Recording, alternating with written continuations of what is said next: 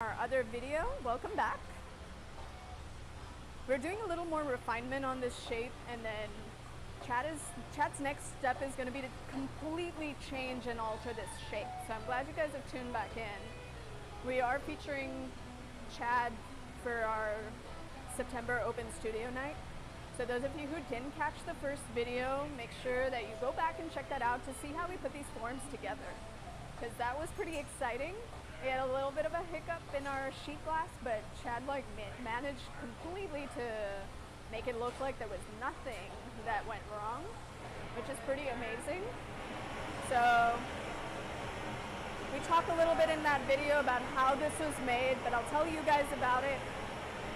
The sheet glass was blown into rondelles. So we took some glass, blew big old bubbles, and then made glass plates. So those of you who don't know what rondelles are, they're big old glass plates. Those plates are then cut in the cold shop and then assembled to get that pattern that you see in the glass. So those triangles, the colored pattern, has already gone through a couple of processes before being picked back up in this studio, which is pretty cool.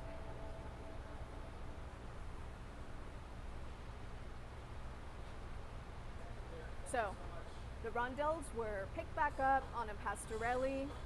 Those little triangles were squeezed together and heated up into a plate. The plate was dropped onto a marber, and then we ladled clear glass over that. So that's what you guys are seeing on that pipe right now, where we did that twice and we attached those two triangles together. And this would be a pretty cool sculpture as is, but we're going to change the shape of it.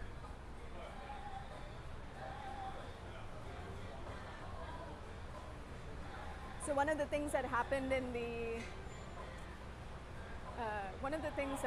as we were working this is the team was kind of making sure that everything was staying hot the entire time. We did have to pull two ladles out for the second triangle. So we spent a little bit of extra time heating up those edges to melt them fully in. Because generally when you put glass up against metal, the seam line tends to stay there. The glass cools down very fast. So if you pull two ladles and put them right on top of each other, even though the glass is really hot, the edges cool down by that point, and it tends to leave a little bit of a seam line. Now at this point, the team has gotten that fully out. They've managed to heat, torch, and smooth out those edges.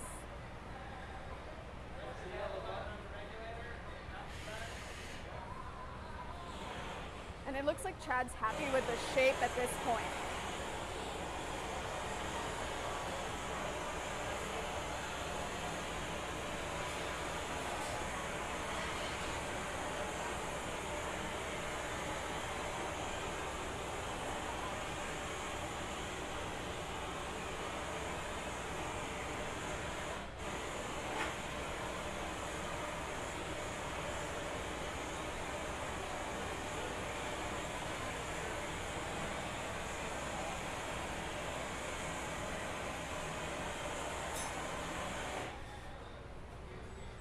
So our next step really, now that Chad's happy with this, he's happy with how those seam lines have cleaned up.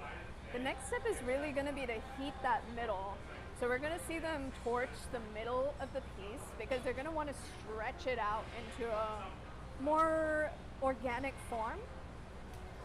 Everything now is really triangular. So Chad's got this triangular pattern in it, and the forms are triangular. So he's going to stretch that out to kind of change the shape and change the pattern a little bit. This definitely will require a lot of patience to get the heat back into the center of that glass.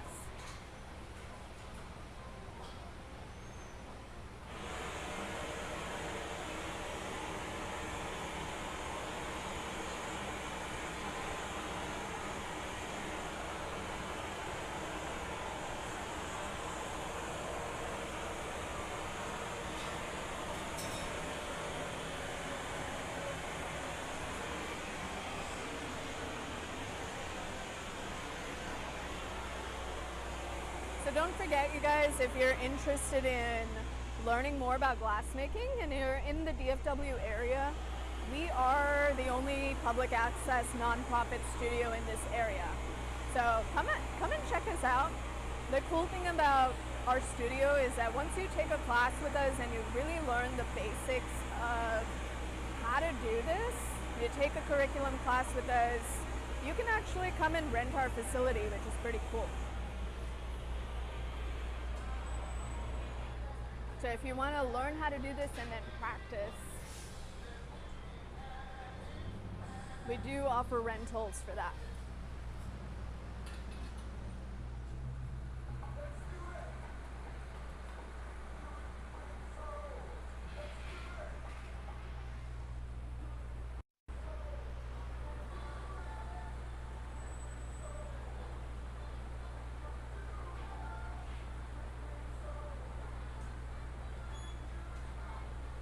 So you guys, one of the cool things about watching glassmakers is they are relentless. It is a hot day today and our glass blowers are still in the studio working. We are, of course, filming this earlier in the day so that we catch a little bit of the cooler part of the day, but it's supposed to hit 108 degrees today, which is pretty intense. So those of you who are catching this video at night, just know that we are not live at this point. You won't be able to come watch this today, but we are going to be live tomorrow in person. So if you want to come watch this, watch Chad and the team work together, come out for gallery night and check us out. We will be demonstrating from 6 to 9 p.m. tomorrow.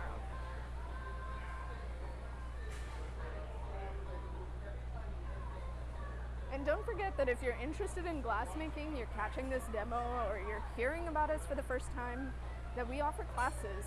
So if you want to come learn how to do this, or you want to just come play with glass in a different way in our kiln forming or flame working studio, or even our cold shop. Some people love to recycle glass, and there are lots of ways to do that in our cold studio. Cutting glass, grinding it, changing its shape, drilling through it. Feel free to check out our website, senecastudios.org.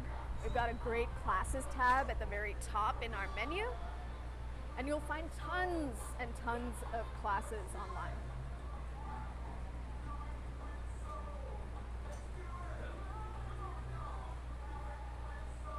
So hopefully you guys can see how much the heat is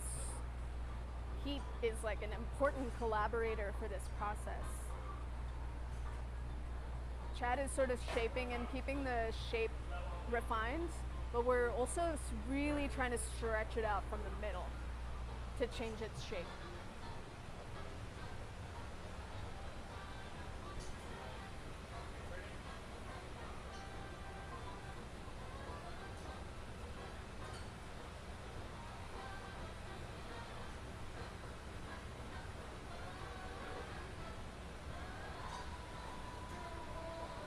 Because triangles are cool and all, but the really awesome thing about changing the shape with heat is how dynamic these forms become.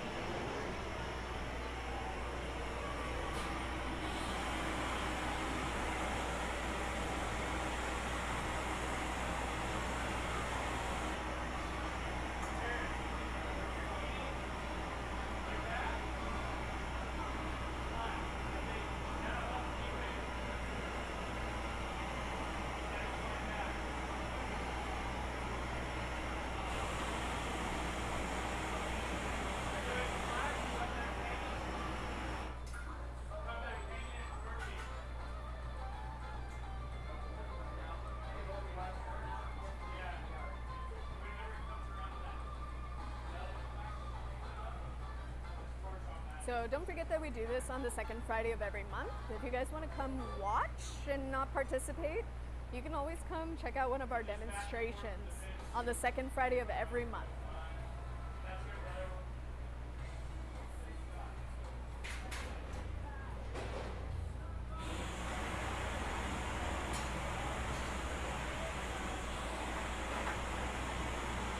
That glass is really, really moving now.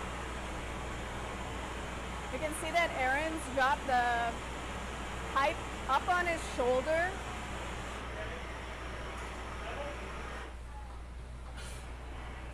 And that's allowing the glass to kind of stretch from the middle.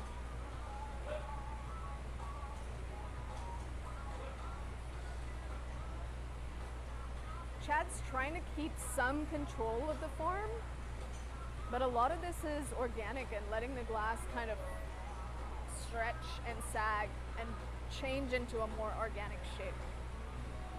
So what that's going to do for the pattern too is, in turn, it will change the pattern, stretch it out a little bit, and adjust those triangles from being rigid to being a little more organic.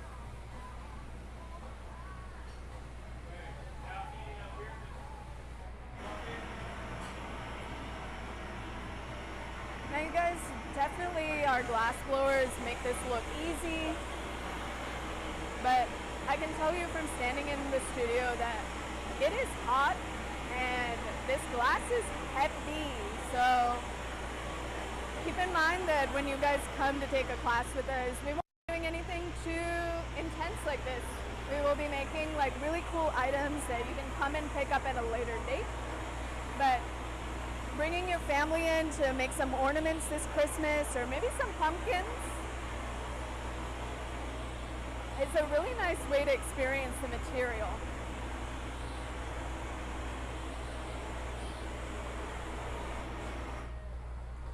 And certainly if you guys are wanting to get more involved, maybe pick this up as a hobby, think about our curriculum workshops. So we have curriculum classes that teach you the basics of things like gathering, blocking, shaping, blowing, so that you're able to rent the studio at a later time.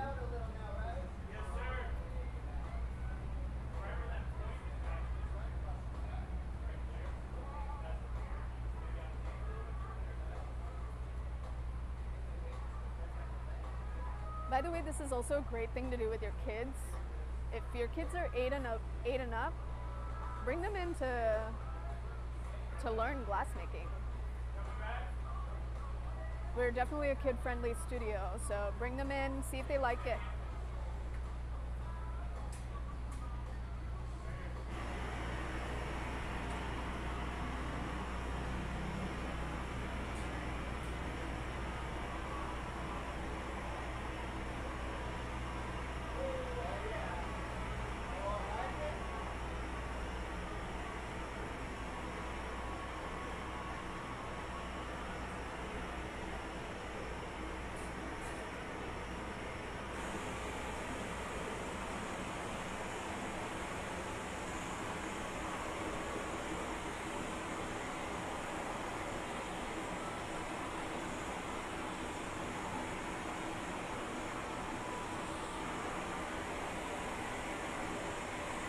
You guys will notice that the team is primarily heating the top section of the piece, which is really, really where they want it to stretch. So if you've been paying attention to glassmakers, or you've been really paying close attention to the way the team is working today, you'll notice that they're selectively heating quite a lot.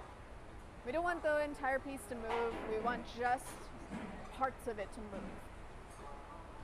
If the entire thing is moving all the time, it becomes really difficult to control and shape in a very, very specific way.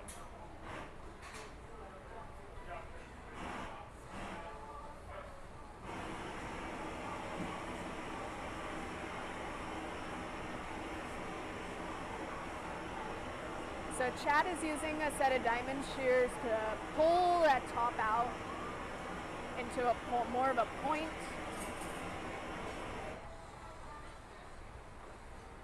And then he's using the tags and these plates, metal plates, to basically refine and keep a little bit of refinement in the shape.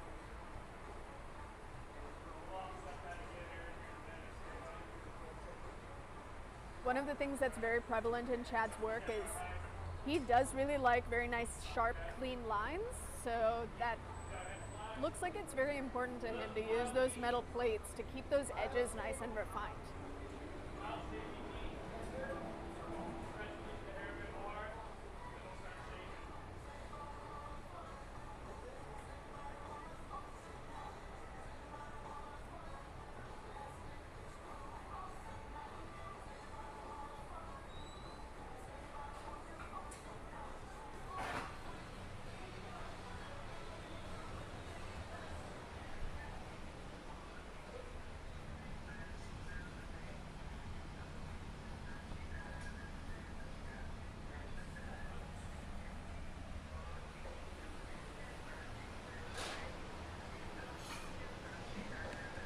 we're doing a little more refining of this shape.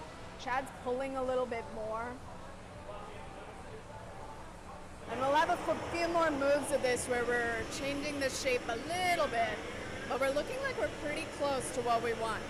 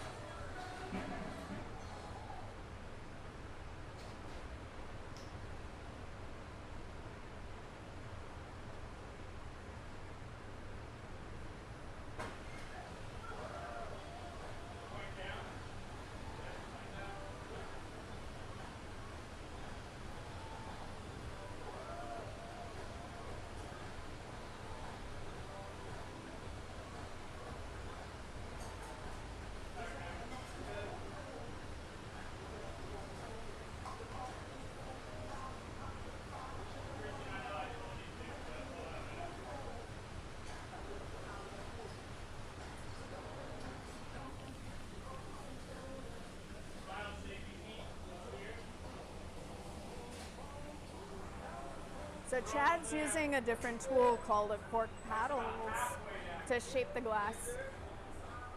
The cork is, it's got a little bit of a softer texture to it, so compared to the metal, it'll give you a little bit of a softer finish. And so he's using those to refine the shape a little bit. It also doesn't suck the heat out of the glass quite as much as metal does.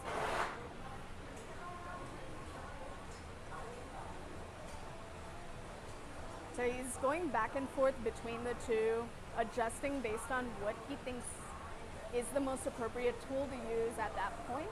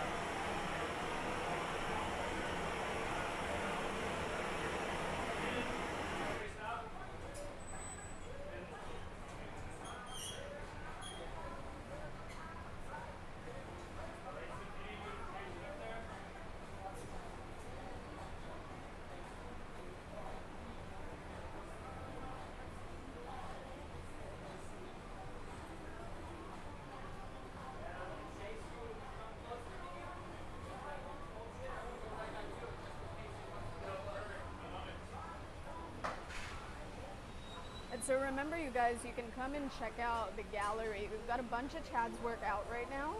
So make sure you come check out the work that's in the gallery sometime during gallery night tomorrow night.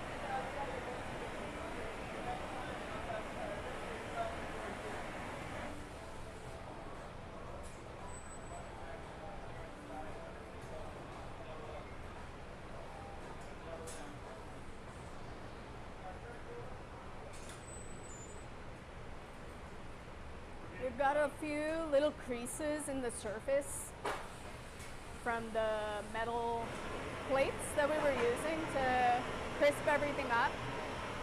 So Clifton's going in with some torches to heat that out and get those little tiny seam lines out.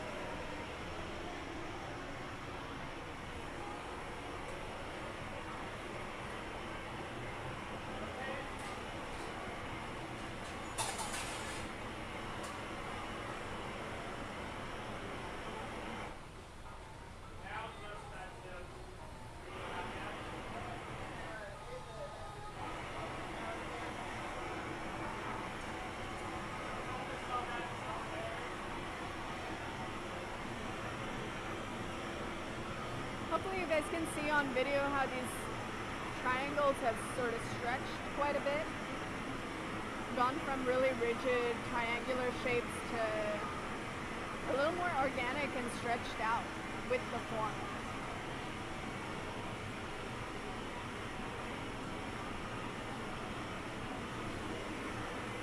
The final shaping is certainly the most exciting part of this whole process. But as you guys have seen, the entire thing is like pretty intensive.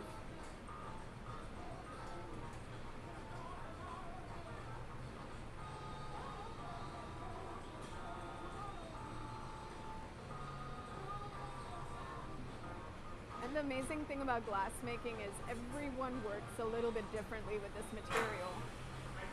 So this way in which Chad's working is very much him because he likes really thick work. And his castings kind of show that is his aesthetic. So he's figured out a way to do this in the glass blowing studio, which is pretty cool.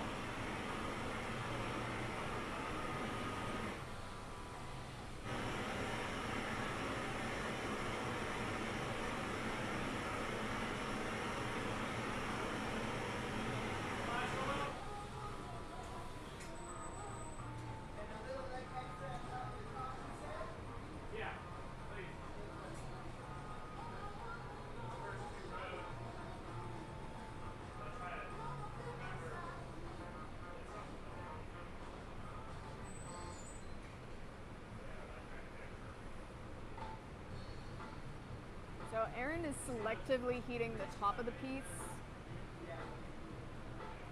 And Chad's got a cork paddle in his hand, so he's probably adjusting that top part just a little more.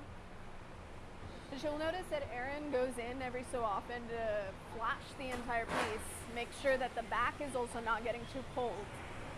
Usually with a taller piece, the area that Christian is torching will end up becoming a little too cold. So we've got to make sure the entire thing, it stays warm.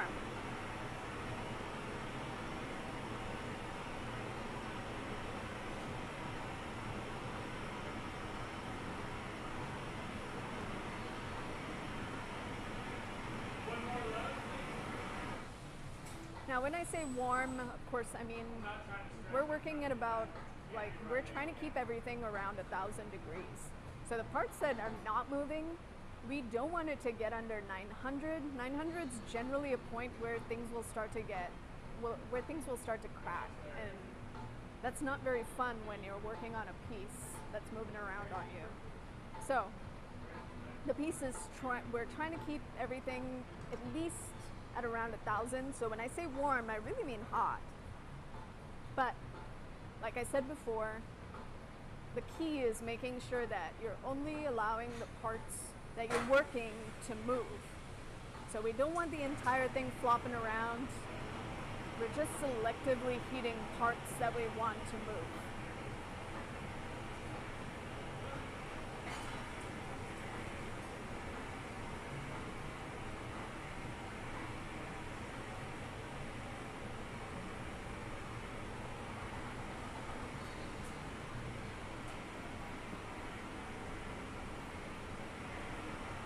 So Chad's refining that top section a little more. His last cut, when he was stretching it out initially, I think it broke off a little prematurely before he was really ready. And so he's finishing refining that top section and stretching it a little bit more.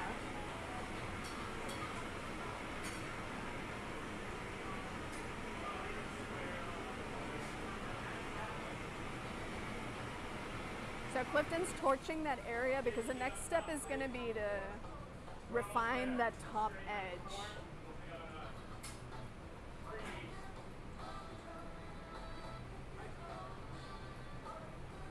He's got to go in and adjust that nice straight edge that he's got on the rest of the piece. So we're going to continue that all the way up the top to that very top point. Anywhere that you end up pulling with that diamond shears, like Chad just did, you'll get a round spot. Or a spot that looks kind of like it was cut off. right? So he's gonna go back in and he's gonna refine that top point a little bit.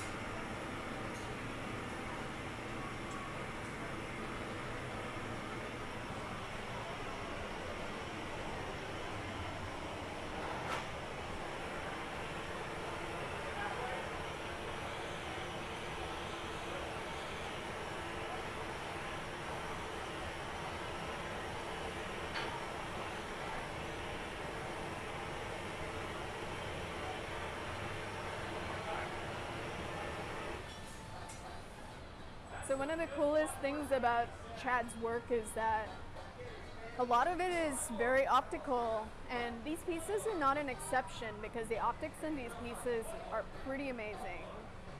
Of course, you're not going to be able to see this on camera, so I hope you guys will come, make some time to come check it out in person.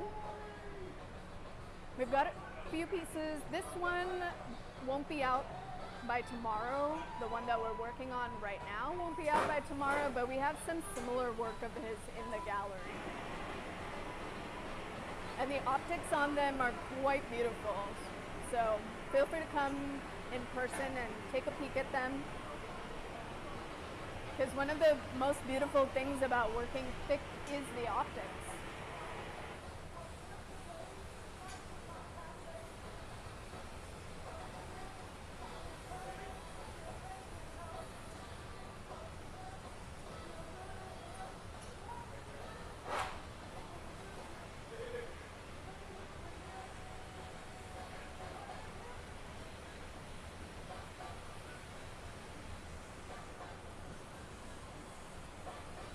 Just a little more refinement on that top point.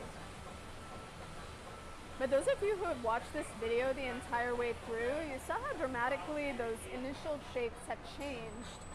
We started with two big triangles and have really adjusted from there. Switched the shape up to something that's way more dynamic and way more beautiful.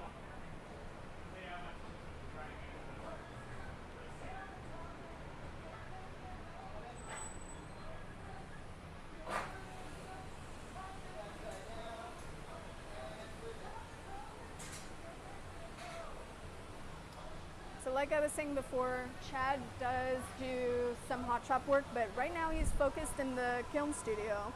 And you can see these pieces in the gallery. Some of them look different from others, right? Some of them are more, have different finishes, surface finishes, and some of them are more optically clear. So those are really a result of different processes, working in the kiln versus working in the hot shop. A lot of the time you can also take work and cold work it to polish in the cold shop. And that's also something that Chad does very, very frequently. He's a great cold worker, amazing kiln caster.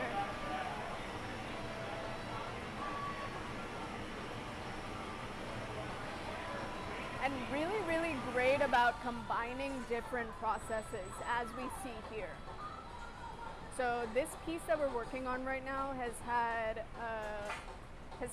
a combination of the hot shop and the cold shop, which is pretty amazing. Not a lot of people do work this way, and not a lot of people work this with slabs of glass in the hot shop like this.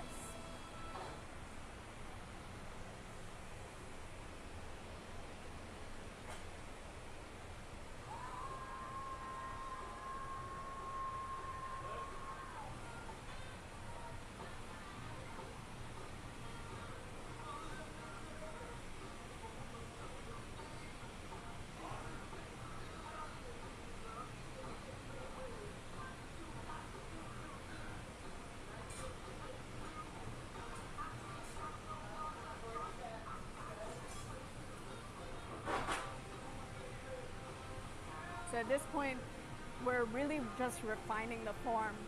Chad is looking at the form, making sure those lines are nice and clean.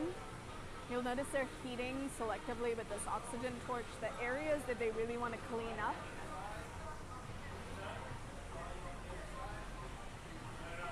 And then they're shaping it from there with the metal tools.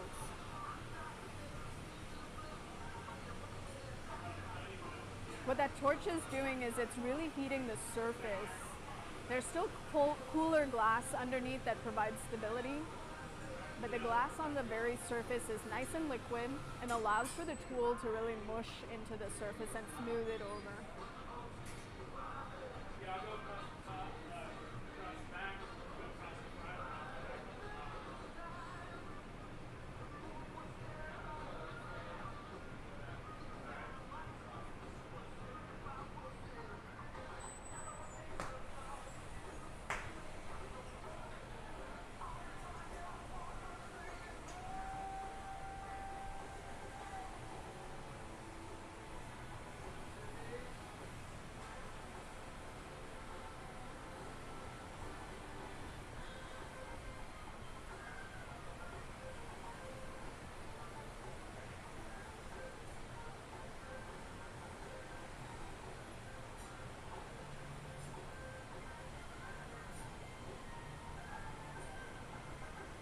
So because the optics are really important for this work, those edges end up being really important, which is why they're cleaning everything up really, really well.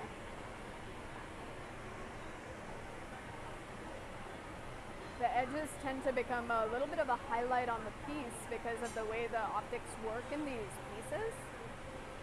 And so it's important to pay close attention to how they end up looking.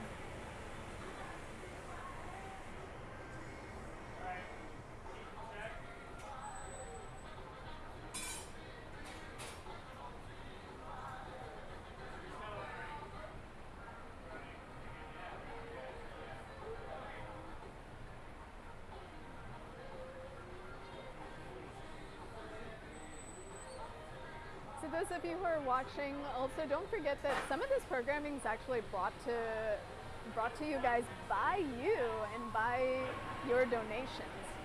We have a few fundraisers through the year. We've got our Pride of Southside happening very soon in October. It's a nice way to help us out, raise funds for programs like this that we bring to you for free. So think about donating to us. If you can also go to our website and donate a couple bucks. Every little bit helps us.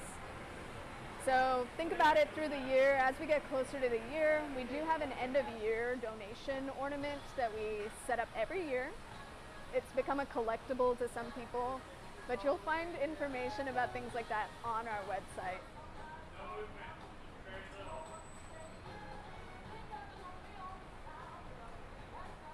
So a lot of our supporters come out for these events, the Pride of Southside event in October, our ice cream social earlier in the year, right as we're turning the furnace off for the summer.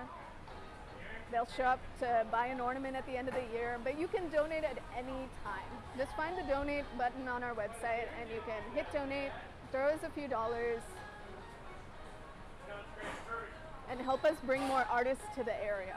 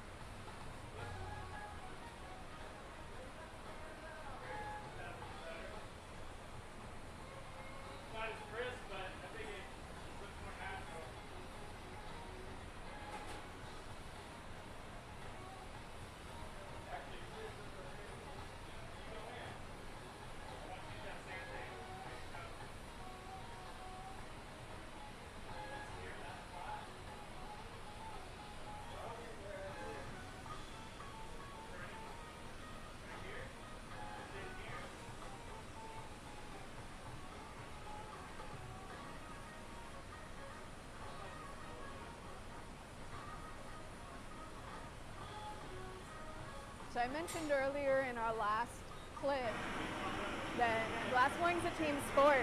As you guys can see, the entire team's kind of working together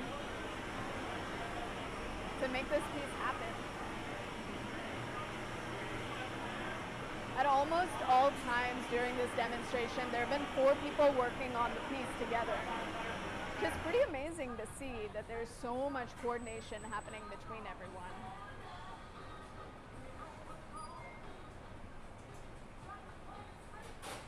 So Chad's doing a lot of the direction of the piece and shaping of the piece, but without the entire team to help, it becomes really difficult to try to do everything yourself or with one other person, especially at this scale.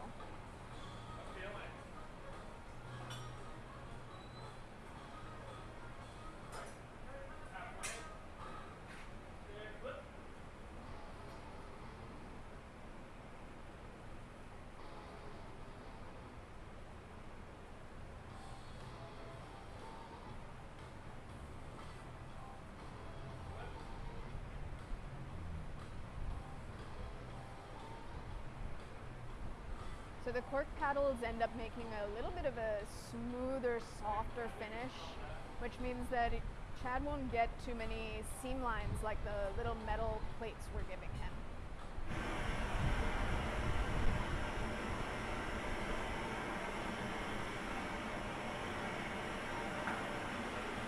Aaron's torching things to make sure that things stay nice and warm.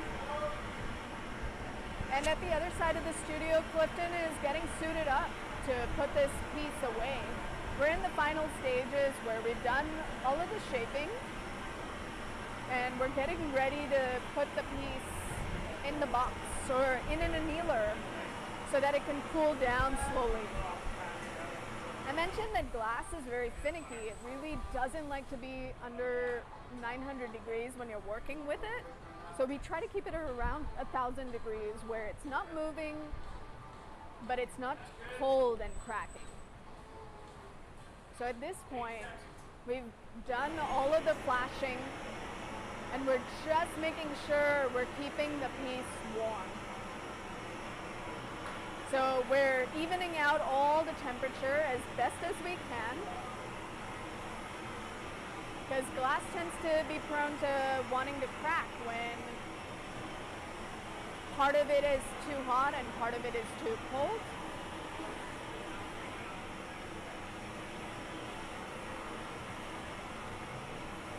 So we got to be really, really good about making sure the temperature is equalized throughout the whole piece.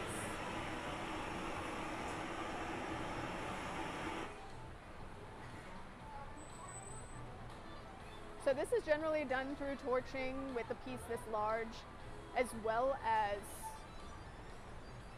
flashing.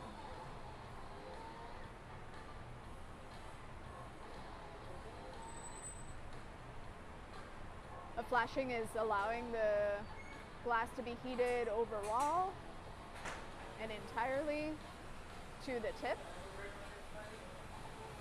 And the torch is allowing us to heat the punty, the area where the glass is attached to that steel pipe, the moil in this case.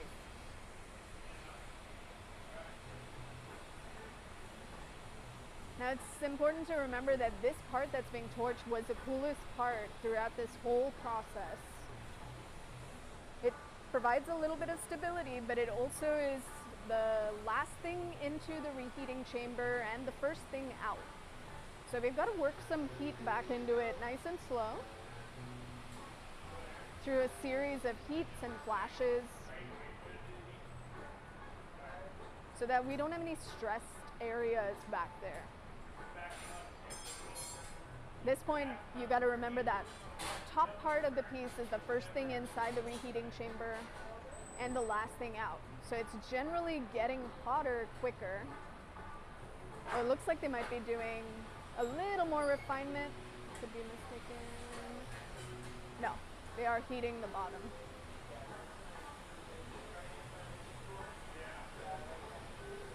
So Clifton's torching the point just to make sure that it stays warm. Thin areas, edges, points, they tend to get cool faster than the core of the piece.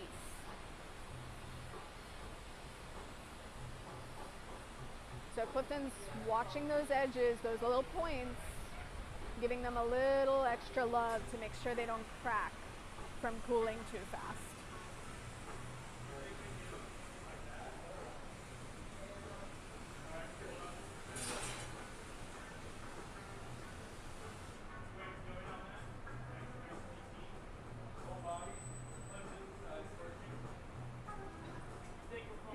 remember, if the glass has been around 1,000 degrees, it takes some time for that heat to work back into the core of that glass. So the surface gets hot when you go into the reheating chamber, but the inner core stays kind of cooler. And so the team's working on heating several times to get that heat to work toward the center of the glass.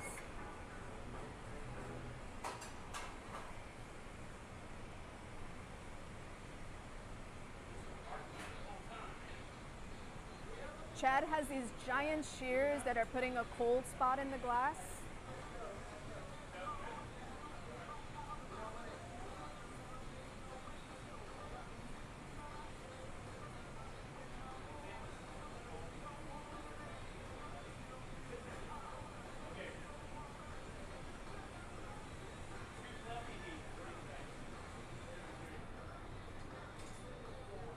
And you'll see that Kevin is putting on this bright silver shiny jacket because he's going to grab this piece and put it away in our annealer.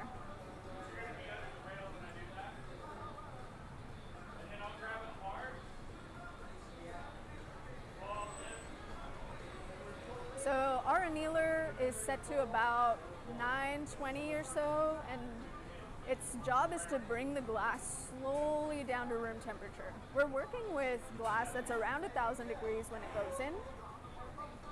And we really need to make sure that that glass comes down to room temperature nice and slow. Those of you who have used glass at home, you know that if you pour hot liquid into it, it tends to shatter. And if you set a hot piece of glass down on a cold counter, you'll have the same experience with the glass shattering. So it's super important to make sure the glass cools down nice and slow. So we put it into a high temperature oven to slowly cool the glass down.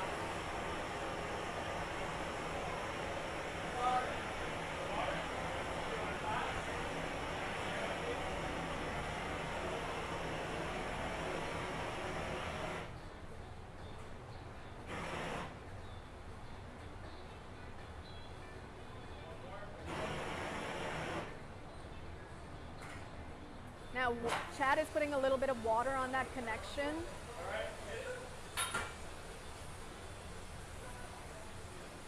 And that stresses the glass out in a very small point,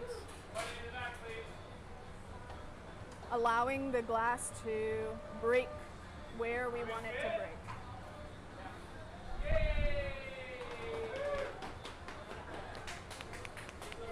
Very nice job, Chad and Aaron, team, Christian, Kevin, Clifton, Tatara.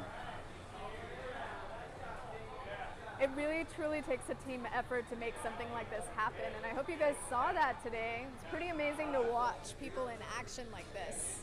That was a pretty amazing piece.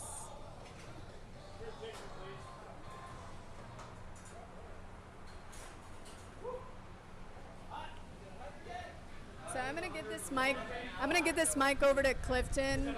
We're gonna let him kind of end our broadcast here.